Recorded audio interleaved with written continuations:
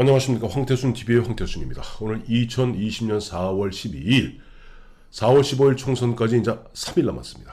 자, 최병목의 팩트, 최병목 대표 모셨습니다. 안녕하세요. 네, 안녕하세요. 네. 보니까 지금 많은 분들이 보면 궁금한 게 많아요. 그래서 오늘 우리 최병목 대표 모시고 하나하나 좀 집중해보려 합니다. 네. 우선 어제 그제 양일간에 걸쳐서 사전투표가 있었습니다. 네. 26.7%. 네. 그러니까 사상 유례 없을 정도로 사전투표는 높죠. 과연 이것이 본투표하고 어떤 영향을 줄 것인가? 본투표도 높아질 것인가? 글쎄 뭐 분석이 엇갈리는데 네. 저는 뭐 본투표에 그렇게 큰 영향을 주지 않는다. 네. 이렇게 이런 입장을 견지하고 있습니다. 네, 네. 왜 그러냐면 사전투표가 2014년에 도입이 됐는데 도입된 이래로 물론 이번이 가장 높습니다. 그러나 네. 과거에 보면 그것 때문에 그 실제 최종 투표율이 뭐 엄청나게 올라갔다든가 네네. 하는 경향은 없었거든요. 네네. 그래서 아마 이번에도 네. 없지 않을까. 그래서 대략 한 이제 4년 전에 58%였거든요. 그렇죠. 그런데 한 57에서 뭐 60이나 뭐 한 61, 요 정도 사이에서 왔다 갔다 하지 않을까. 이렇게 저는 예상하고 있습니다. 예, 근데 이제 어떤 사람들이 이런 얘기를 해요. 지난 4년 전에 이제 58%였는데 네. 얼마 전에 보면 중앙선거관리위원회에서 보면은 1,500명 갤럽을 통해서 네. 조사했더니 4년 전에 비해서 꼭 투표하겠다는 사람이 8.8%포인트 높지 않았습니까? 늘었다 이렇게. 예, 그리고 또 2017년입니다만은 네.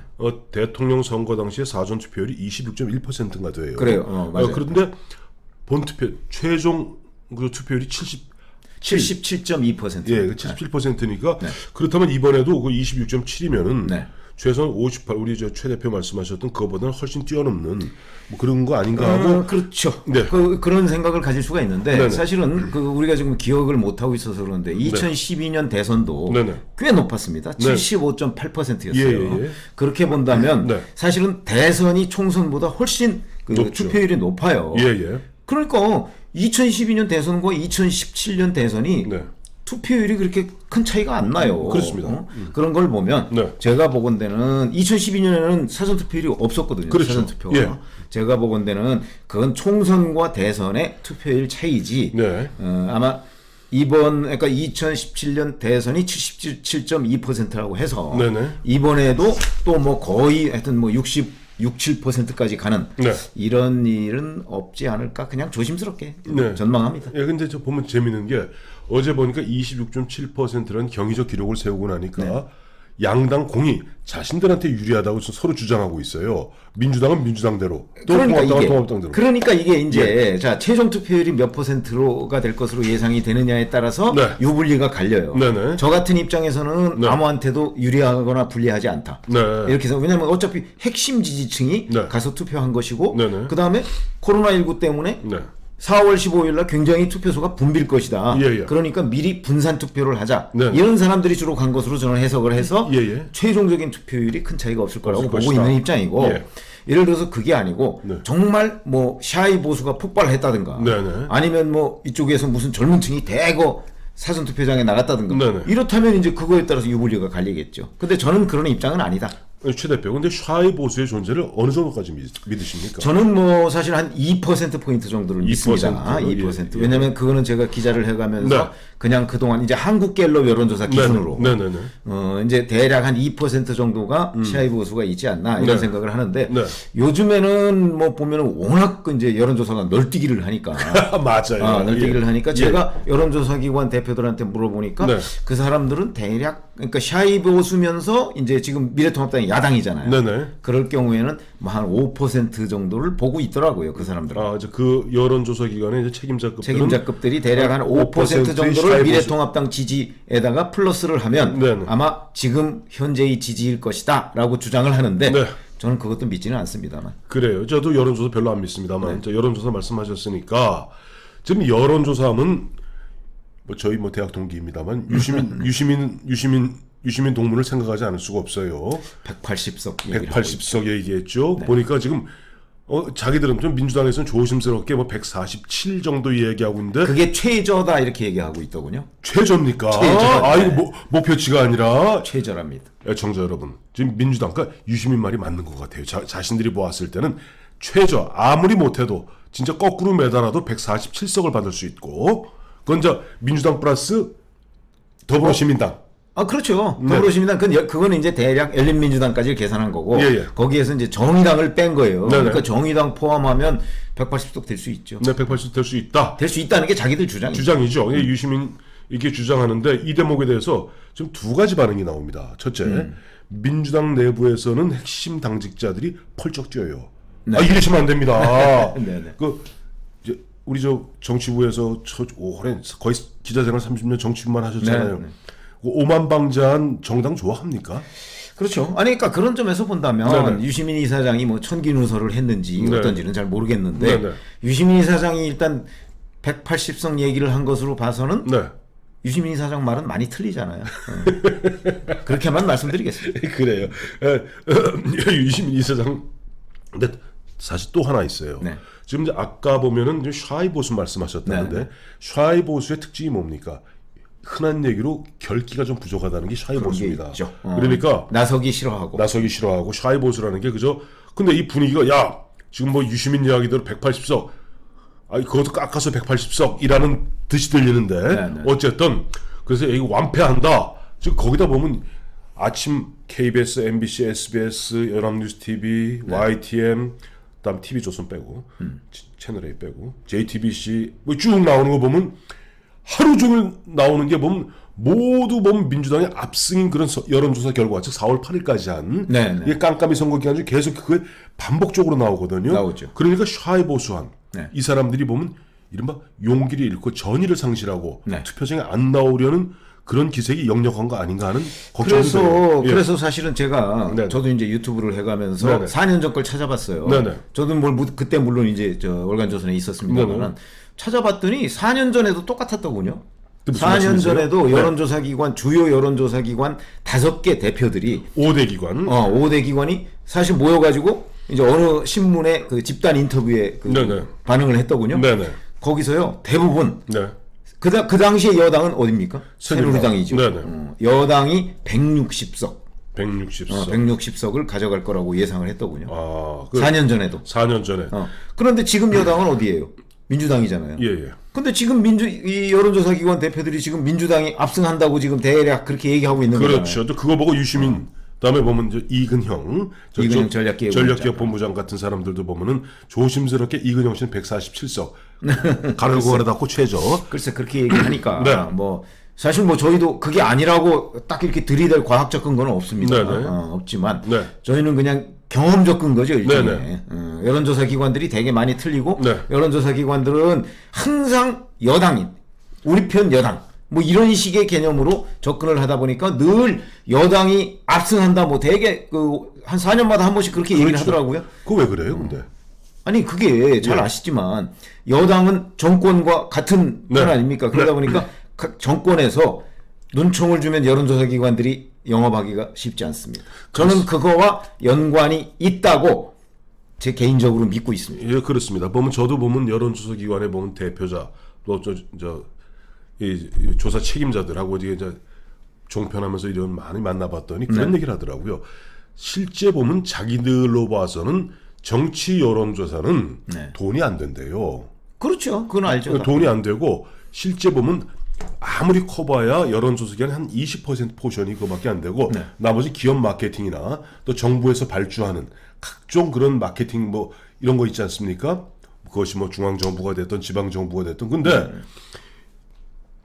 정치 여론조사에서 이름을 알리고 하는데 여기에서 집권 여당의 불리한 결과 내면 거기에 끼워주질 않는데요. 그러니까 여론조사 기관에 맡기질 않죠. 않죠. 정부의 그 프로젝트는 네. 맡기질 않아요.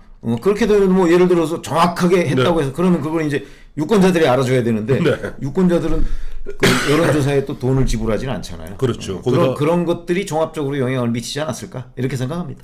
그래요. 여론조사 기관 최근 대통령 여론조사는 얼추 추세가 맞습니다. 맞죠. 그런데 여태까지 전국 단위의 총선, 지방선거 맞은 적 없습니다. 그게 왜 그러냐면 전국 단위에서는 이제 이 전국 단위의 대선 같은 경우는 네. 어느 한쪽에서 일부 조금 틀리더라도 네네. 이거는 전국을 조사하잖아요. 그러니까 전국에서 그냥 어느 한 몇 부분이 틀리더라도 괜찮은데 네네. 이게 지역구는 네. 그 지역에 있는 뭐 한 2, 30만 정도 되는 네. 그 유권자들을 상대로 조사하는 거란 말이에요. 여기서는 그렇죠. 정말 그 한 몇십 명만 틀려도 네. 결과가 확확 좌우가 됩니다. 그렇죠. 그런 점이 결정적인 오류가 있고, 예, 예. 그다음에 샤이 보수의 존재 그런 오류도 있고, 예, 예. 그다음에 세대별 투표율 차이에 따른 오류도 있고. 그렇죠. 그래서 이 한 오류가 세 개쯤 겹치다 보니까 네. 오류가 아니고 이제 완전 어찌 보면 허위가 될 수도 있는 그런 상황이 그 됩니다. 125류라고 합니다. 5회 3승이니까. 네, 맞아요. 그렇습니다. 자, 여론조사 문제. 그러니까 아주 애청자 여러분께서 보면 요즘 도하 나와 있는 깜깜이 선거 이전에 나와 있던 그 결과를 보고 뭐 전의를 상실한다던가 자포자기하시면 곤란하고 결국 4년에 한 번 있는 지역 일꾼을 뽑고 나라를 갖다가 나라의 일꾼을 뽑는 데는 꼭 투표하셔야 되는데. 근데 이제 하나 말씀드릴 거는 네. 그렇다고 여론조사를 그럼 100%안 믿을 것이냐? 그것도 아니에요. 그건 아니에요. 왜냐면 여론조사 안 믿고 나면 그럼 뭘 믿을 것이냐? 이제 이런 거는 그렇죠. 있어요. 예. 그러나 여론조사를 참고만 하자. 맹신하지 마시라 네. 하는 이야기고. 자, 근데 이제 보면 우리 최 대표 예전에 이제 86년부터 기자하셨나요? 네. 87년부터. 그때도 뭐 87년에도 대선이 있었고 88년에 총선이 있었죠. 있었고 88년에도 민정당이 너무 많이 들까봐 어마어마하게 걱정하다가 네. 여소야대 됐잖아요. 여서야 됐죠. 자, 그런 분인데 그때도 보면 저희가 보면 그 사회 나와서 활동할 때도 보면 이른바 금권 선거, 관권 선거 있었습니다. 물론이죠. 근데 21세기 즈음한 현재도 엄밀하게 이야기하면 사실상 현금 살포성 금권성 선거가 이루어지고 있는데 네. 이게 무슨 말씀이냐니까 지금 보면은 뭐 한 세대당 뭐 4인 가족 기준으로 뭐 100만 원 준다 뭐 또 보면 지자체에서 별도로 뭐 준다 해갖고 총선에 임박해서 돈을 막 뿌리고 있지 않습니까? 적어도 뿌리겠다는 약속을 하죠. 예예. 그런 이거 상황이죠. 이 약발이 먹힐까요? 저는 먹힌다고 봅니다. 예, 예. 먹히긴 하겠지만 네. 그렇다고 해서 네. 문재인 정부가 3년 동안 그 해온 여러 가지 실적, 네. 정치 행정적인 실적 네. 이게 다 가려지진 않을 것이다. 그러나 일부는 가려질 것이라고 봅니다. 특히 네네. 그 지방의 일부 장노년층 중에 네네. 야 그래도 우리한테 현금 갖다 주는 사람 문재인 대통령밖에 더 있어? 라고 얘기하는 분들이 있다고 하더라고요. 저 예, 예. 들었어요. 네네. 그러나 그것이 이 3년의 실정을 다 덮진 못할 것이다. 네. 일부 덮을 수는 있다. 그거는 우리가 인정해야 된다. 네. 그런데 그걸 관권 선거라고 할 것이냐? 그것도 어려워요. 저는 그거 아니라고 봅니다. 그렇게 좀 여권의 프리미엄이다. 그래서 이제 보면 예전에 우리 똑똑했던 네. 우리의 그저 아버지뻘 분들 또 시골에 보면 흔한 얘기로 글자도 잘 못 읽는 그런 노인분들이 뭐라고 말씀하셨냐니까 막걸리 얻어 마실 거 마시고 고무신 얻어 신을 거 신고 찍을 때 바로 찍자. 그렇게 돼 있었죠. 예. 그러나 뭐 사실은 지금 코로나19와 관련한 생활지원금 같은 거는요. 네. 누가 집권을 했어도 지금 줄 수밖에 없는 상황입니다. 그렇죠. 그리고 그거 자기 돈 주는 거 아니거든요. 나라 돈이고 예. 우리의 자식들이 결국 나중에 벌어서 갚아야 되는 돈이다. 한다면 지금 젊은이들이 사실은 이런 일에 대해서 분노해야 되는데 네. 뭐 투표라는 게 꼭 그렇게 합리적인 행위 100% 합리적인 행위다? 우리가 이렇게 얘기할 수는 없는 거니까. 그래요. 일본의 아베 같은 경우도 보면 이번에 뭐 1,200조 원을 푼다는 거 아니에요? 한국 돈으로. 네, 그렇습니다. 한국 돈으로 1,200조 원, 뭐 일본 돈으로 뭐 100몇 조 엔이라 그러더라고요. 네. 그게 뭐 그 이른바 이 코로나 지원금이라는 게 우리한테만 주는 건 아닌데 네. 어쨌든 그러나 당장 먹기는 곶감이 달죠. 그렇죠. 아니 그러니까 제가 영향이 있을 거라고 제가 예. 말씀드렸잖아요. 나중- 그러나 그렇다고 해서 네. 그걸로 인해서 뭐 표가 막 쓰러지듯이 지금 민주당에 갈 것이냐? 그것까지는 아닐 것이다. 우리 유권자들이 현명하니까. 그거는 그거고 이거는 이거다. 그러니까 저 보면 이제 자실 거 자시고 찍을 때 바로 찍으시면 되는데 네. 문제는 보면 전국적으로 보면 253개 지역 중에서 5% 그 오차범위네. 네. 그러니까 실제 표차로 한 3,000표 차로 왔다 갔다 하는 지역이 있잖아요. 네, 있죠. 특히 수도권에 많잖아요. 네, 네.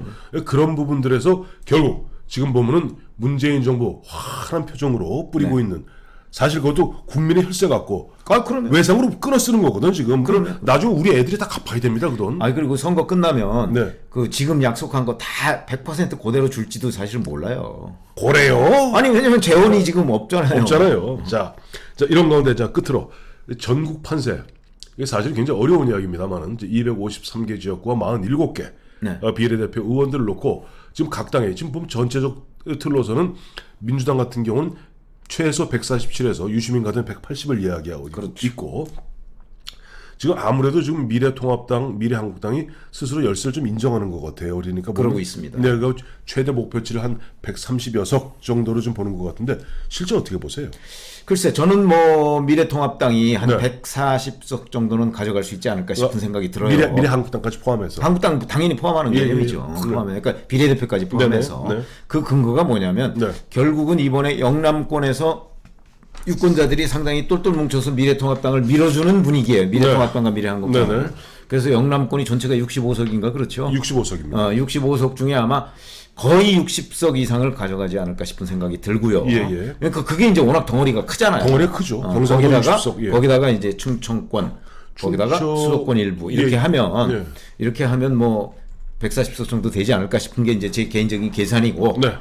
그렇게 따진다면 이제 일당이 누가 되느냐는 게 중요하잖아요. 그렇죠. 일단. 그래서 저는 하여튼 한 석이 많더라도 미래통합당이 일당이 될 가능성이 있다. 왜냐하면 영남이 워낙 덩어리가 크기 때문에 네. 이렇게 판단을 하고 있는데 뭐 사실 그거 뚜렷한 근거는 그냥 저희의 경험상 그렇다는 거죠. 그렇죠. 항상 뭐 선거 그렇습니다만 뚜껑을 열어볼 때까지는 사실 아무도 모릅니다. 그래서 그리고 우리 최 대표 같은 경우는 저 충청도 고향이 충청 천안 아니세요? 네. 이 충청 같은 경우 제가 쭉 최근에 한 4대 차례 모든 그러니까 총선 지방선거 봤더니 어디에 확 쏠리는 건 없더라고요. 그럼 충청도라는 그 유권자들의 특성이 원래 그렇습니다. 네. 그렇기 때문에 충청도, 강원도 포함해서 대략 31석인가요? 그렇게 될 겁니다. 네, 그 정도 되죠. 31석 정도 되는데 그게 쉽게 그러니까 충청, 그리고 강원, 제주 합쳐서 39석이다. 맞다. 그리고 네네. 이게 네네. 이제 선거 끝나고 나면 이제 기자들이 늘 쓰는 표현이 있어요. 네. 황금분할. 네. 우리 유권자들은요 어느 한쪽으로 확 몰아주지 않습니다. 네네. 그래서 늘 자기네들이 잘못 분석해놓고 저도 옛날에 그랬지만 잘못 분석해놓고 꼭 끝나고 나면 이변. 그다음에 유권자는 황금 분할을 선택했다. 꼭 이런 거 제목으로 나와요. 한번 찾아보시면 예. 왜 이렇게 맨날 우리나라 기자들은 이러시나. 물론 저도 책임이 있습니다만. 거기서 또 있죠. 여론조사 기관. 사실은 깜깜이 선거 기간 중에 요동쳤다. 뭐 어쩌다 뭐 이렇게 나오는데 예. 그것도 믿으면 안 됩니다. 그렇습니다. 그러나 어찌됐든 간에 저는 네. 제 유튜브에서도 그런 얘기를 드렸는데 네. 미래통합당과 민주당 네. 이 두 당 중에 하나는 자기가 찍는 당이 일당이 된다. 이런 생각으로 네. 찍으시라 저는 그렇게 얘기를 하고 있습니다. 그렇습니다. 자, 4월 15일 이제 3일 남았습니다. 그리고 선거운동은 오늘, 내일, 모레, 화요일까지고 15일 날 보면은 애청자 여러분들 많이 나가서 어디 보면 쭈뼛쭈뼛하지 마시고 의기소침하지 마시고 혹여라도 좌절하지 마시고 자기의 투표권 행사하시기 부탁드립니다. 감사합니다. 네, 감사합니다.